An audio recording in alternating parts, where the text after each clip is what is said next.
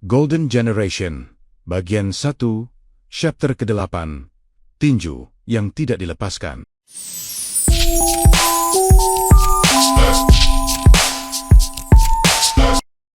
Hakan membaca tubuh lawannya seperti membaca soal kuantitatif, arah bahu, jarak aman. Ia tahu kemana pukulan akan datang, bahkan sebelum tinju itu dilepas. Dan ia menghindar.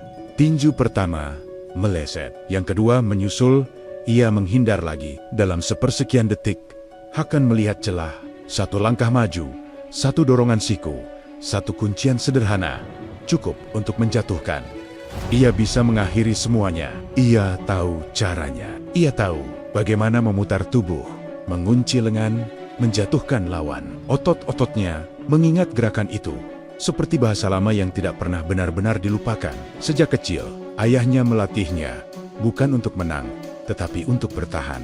Dan justru disitulah memorinya menyeruak. Wajah ayahnya merah padam ketika mendapati Hakan pulang dengan baju robek bertahun-tahun lalu. Suara yang keras, bukan karena marah pada lawan Hakan, tetapi karena takut pada masa depan anaknya sendiri. Ayah dulu berhenti kerja bukan karena bodoh, tapi karena merasa paling kuat. Seseorang yang harga dirinya tidak mau dilecehkan oleh orang lemah yang tidak tahu batas. Ayahnya bercerita tentang perkelahian di tempat kerja, tentang emosi yang tidak terkendali, tentang silat yang membuatnya merasa benar, sampai satu pukulan mengakhiri segalanya. Pekerjaan, martabat, dan kesejahteraan keluarga, penderitaan dan penyesalan yang nyaris dirasakan seumur hidup. Jangan ulangi kesalahan ayah. Kekuatan tanpa kendali itu kutukan, kata ayahnya lirih. Kenangan itu membuat tangan Hakan mengendur. Ditambah lagi imajinasi Hakan akan masa depannya juga menyerbu otaknya. Di benaknya, masa depan berdiri seperti papan tulis kosong. Ia melihat skenario terburuk, surat teguran sekolah, catatan buruk, peluang universitas mengecil hanya karena satu perkelahian. Ia memilih menahan diri meskipun yakin menang, dan keputusan itu dibayar mahal. Tinju ketiga mendarat di wajahnya. Pandangan Hakan berkunang.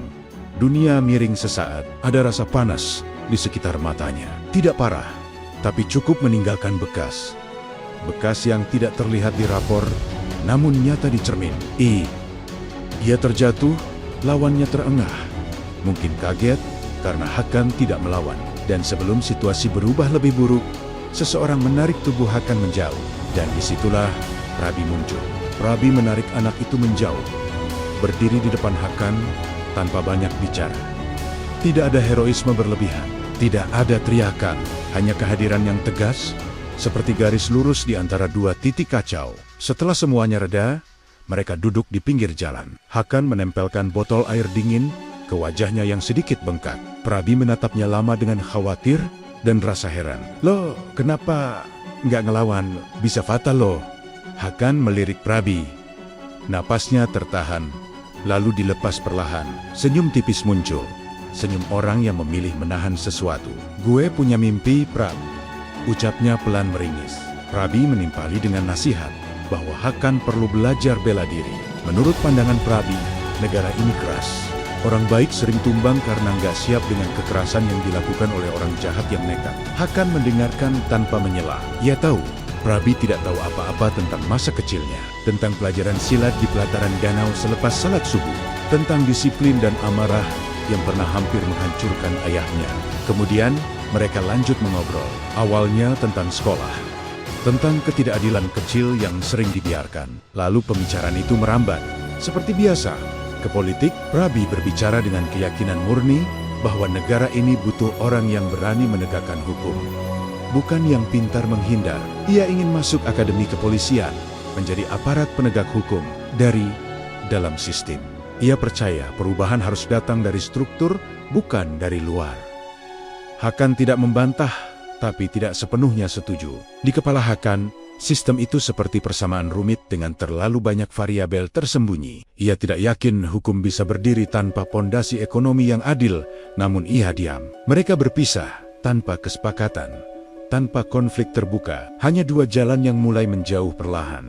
Malamnya, Hakan menatap matanya yang sedikit bengkak di cermin. Ia menyadari sesuatu yang ganjil. Hari ini, ia memilih tidak memukul meski bisa, memilih jurusan yang memberi kendali, bukan panggung, dan bertemu seseorang yang kelak mungkin berdiri di sisi berlawanan.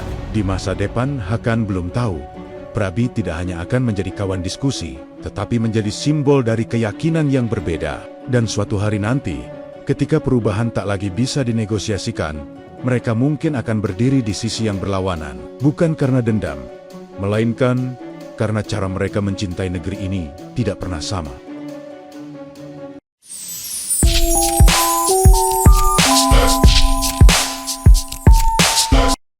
Selanjutnya adalah urutan dan ketidakseimbangan.